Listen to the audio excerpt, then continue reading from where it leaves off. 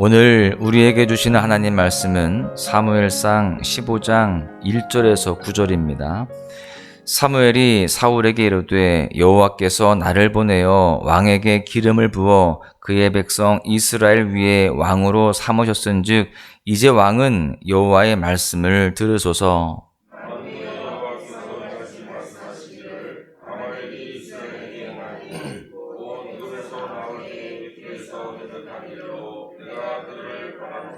지금 가서 아말렉을 쳐서 그들의 모든 소유를 남기지 말고 진멸하되 남녀와 소아와 젖먹는 아이와 우양과 낙타와 나귀를 죽이라 하셨나이다 하니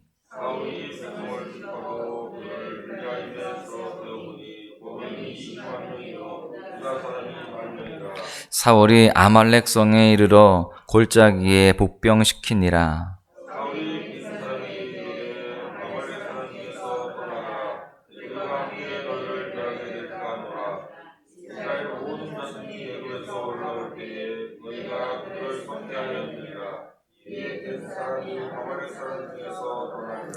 사울이 하윌라에서부터 애굽 앞 술에 이르기까지 아말렉 사람을 치고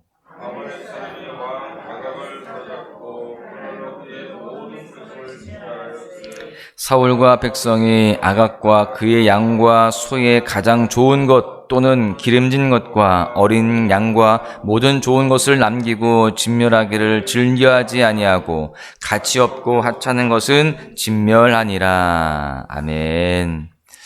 할렐루야. 오늘도 주님을 사모하고 주님의 은혜를 갈망하는 마음으로 주 앞에 나오신 여러분들을 주님께서 크게 사랑하시고 은혜 위에 은혜를 더하여 주실 줄로 믿습니다.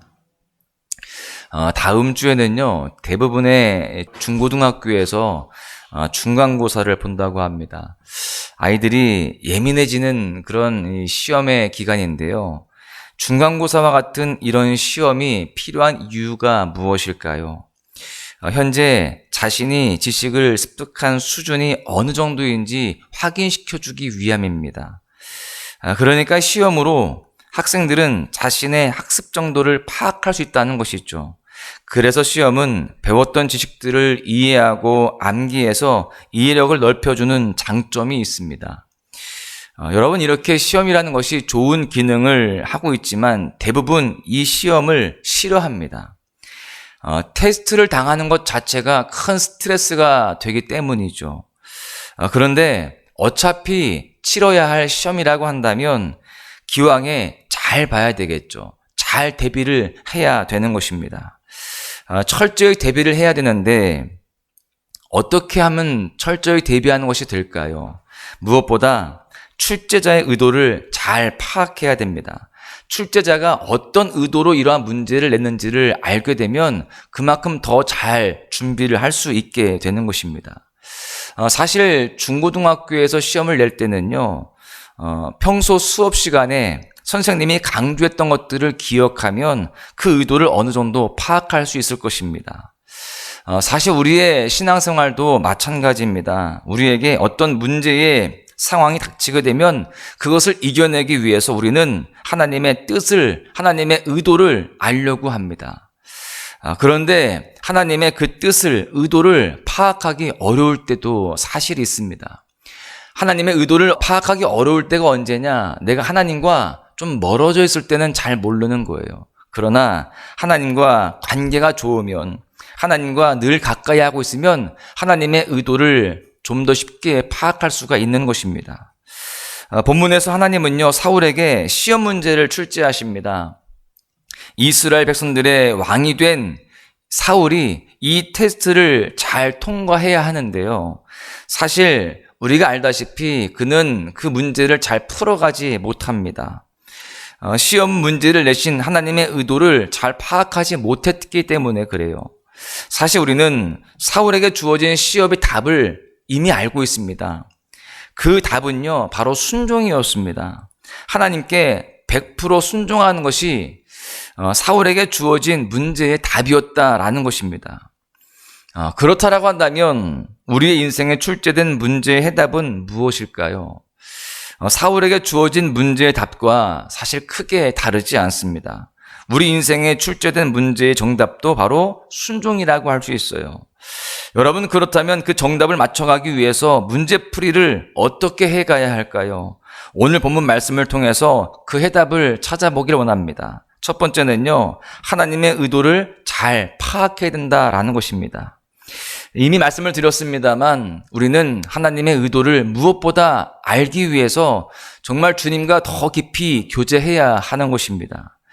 사울이 지금 이스라엘의 왕이기는 하지만 그는 이스라엘을 구축한, 이스라엘을 세운 그런 왕은 아니었습니다. 사울은요, 하나님의 선택으로 사무엘을 통해서 기름 부음을 받아서 왕이 된 그런 사람이었습니다. 자기가 나라를 만든 것이 아니라 하나님이 이스라엘을 다 세우시고 거기에 사울에게 왕이라는 직분을 부여해 주신 것입니다. 그렇기 때문에 하나님이 실제적인 왕이시고요, 사울은 왕의 직무를 수행하는 그런 사람이었습니다. 그 사실을 기억하라고 사무엘이 사울에게 이 모든 사실을 다시 짚어줍니다. 시험 문제의 출제자이신 하나님의 의도를 분명히 밝히면서 이렇게 말하죠. 1절입니다. 사무엘이 사울에게 이르되 여호와께서 나를 보내어 왕에게 기름을 부어 그의 백성 이스라엘 위에 왕으로 삼으셨은즉 이제 왕은 여호와의 말씀을 들으소서. 하나님의 이 메시지는요, 사실 새로운 테스트가 시작될 것이다 라는 예고입니다.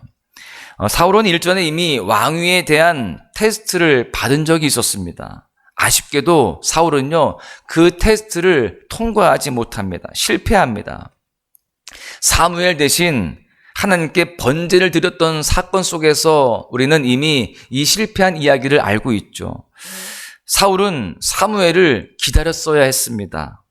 그런데 기다리지 못하고 스스로가 먼저 번제를 드렸던 것입니다.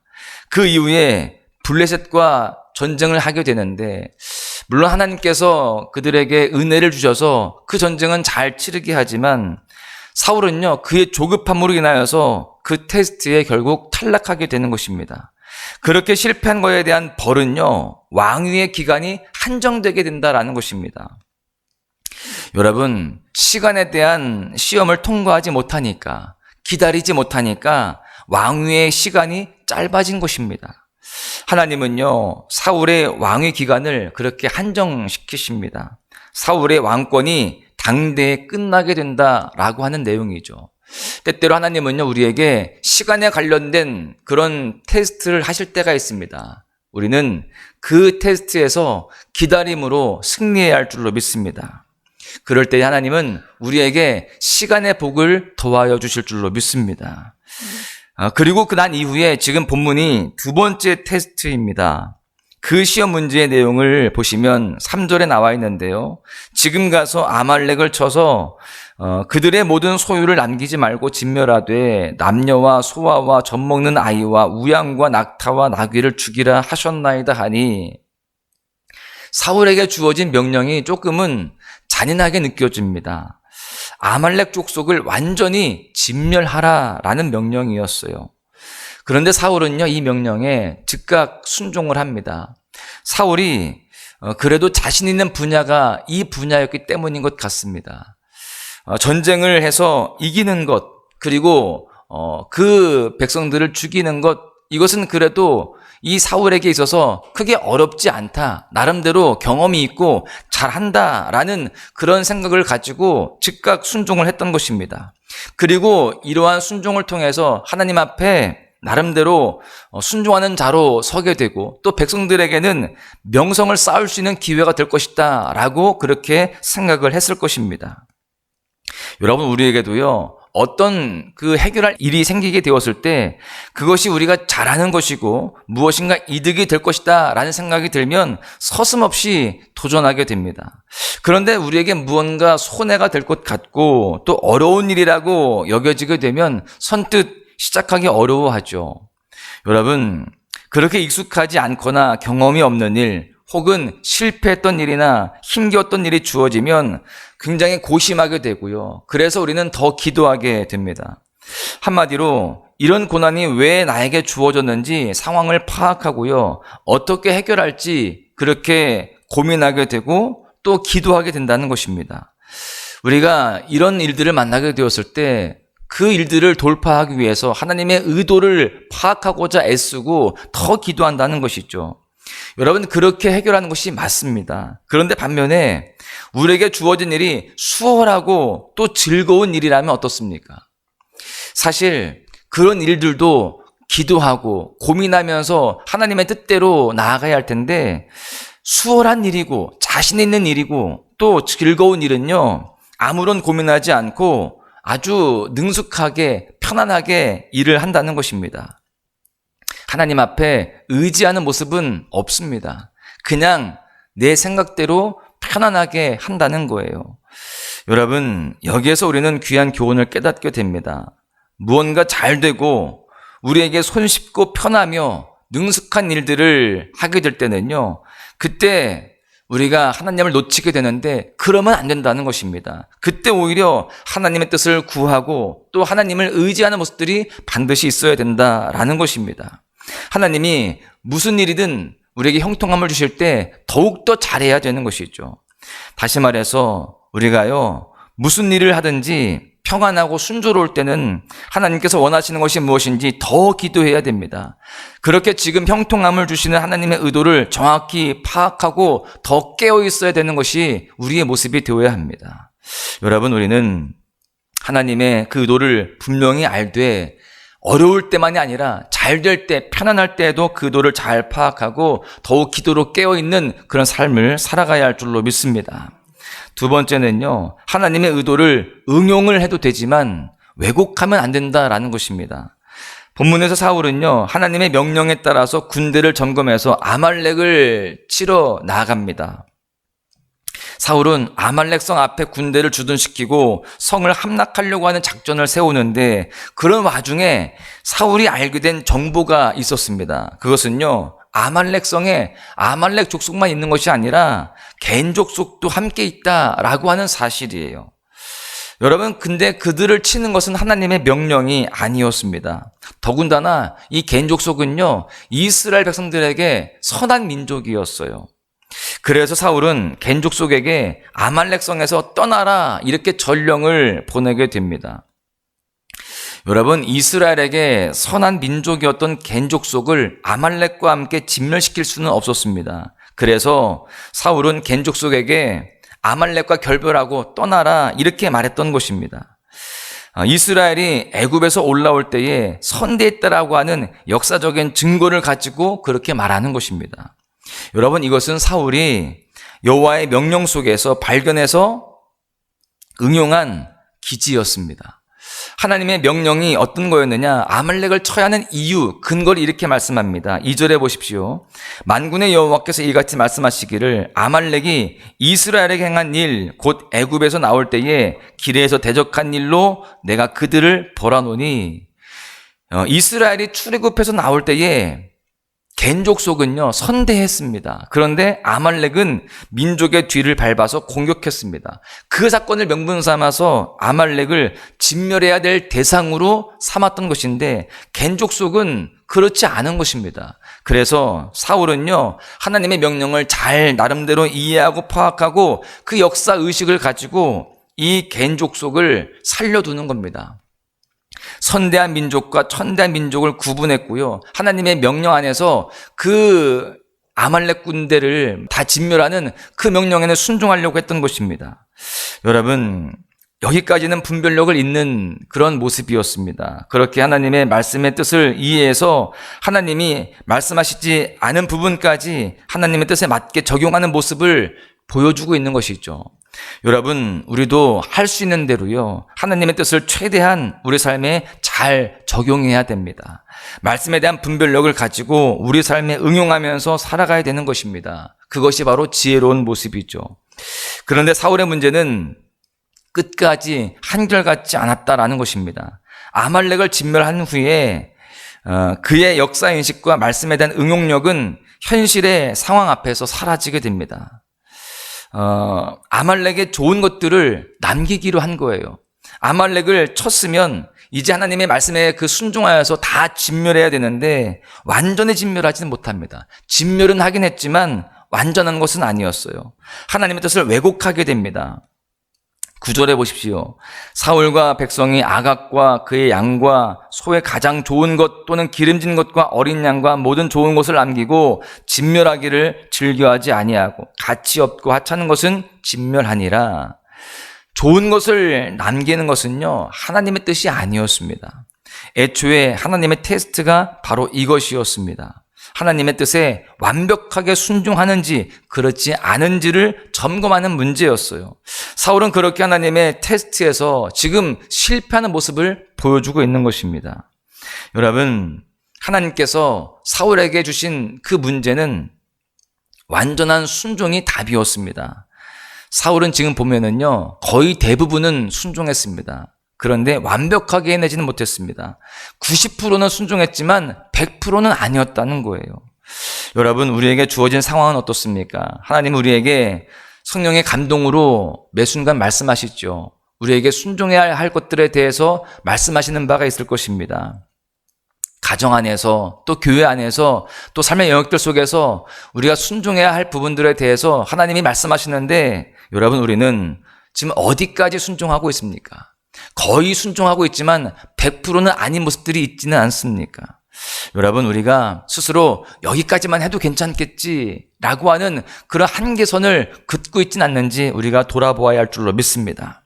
하나님은요, 온전한 순종을 좋아하십니다. 100%를 좋아하시는 것이죠. 순수한 것을 주님께서는 기대하고 계십니다. 우리는 그 사실을 깨닫고 우리에게 주어지는, 우리에게 명령하시는 그 말씀에 100% 순종할 수 있는, 온전히 순종할 수 있는 그런 삶을 살아가야 할 줄로 믿습니다. 결론의 말씀을 드립니다. 하나님은요, 사울에게 왕위에 대한 시험 문제를 내셨습니다. 두 번째 주어진 이 시험을 통과했다라고 한다면 그의 왕위가 당대에 끝났을지언정 하나님께 버림받지는 않았을 것이다 라는 그런 생각도 해보게 됩니다. 그런데 사울은요, 그 순종의 테스트마저도 실패하게 됩니다. 사울이 문제를 푸는 방법은 겉모양만 순종이었어요. 그럴듯하게 거의 순종만 한 것이죠. 순종으로 포장된 자기의가 그 속에 있었던 것입니다. 결국 그것은 불순종이었습니다. 하나님은요, 본문에 기록된 사울의 모습이 우리의 모습이 되지 않기를 원하고 계십니다. 순종으로 포장된 불순종이 우리의 삶의 형식이 되지 않아야 되는 겁니다. 이제 하나님이 우리에게 하나님의 마음을 주실 때에 완전히 온전히 순종하시기를 바랍니다. 그렇게 주님께서 주시는 테스트를 잘 통과하여서 하나님의 자녀답게 삶 속에서 승리하시기를 간절히 바랍니다. 오늘도 하루를 살아갈 때에 하나님의 의도를 잘 파악하고 분별하시면서 온전히 순종하여서 주님을 기쁘시게 하고 하나님의 놀라운 복들을 다 누리시는 여러분 모두가 되시기를 주님의 이름으로 간절히 축원합니다. 주님이 가신 길 골고다 십자가 나의 죄인하여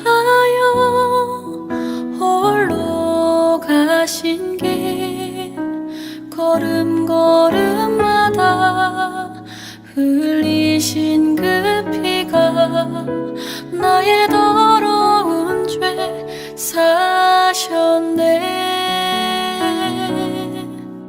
상한 나의 마음 지친 나의 영혼 주님의 십자가 회복하네. 주님의 그 피가 나를 구했네. 영원한 생명을 주셨네.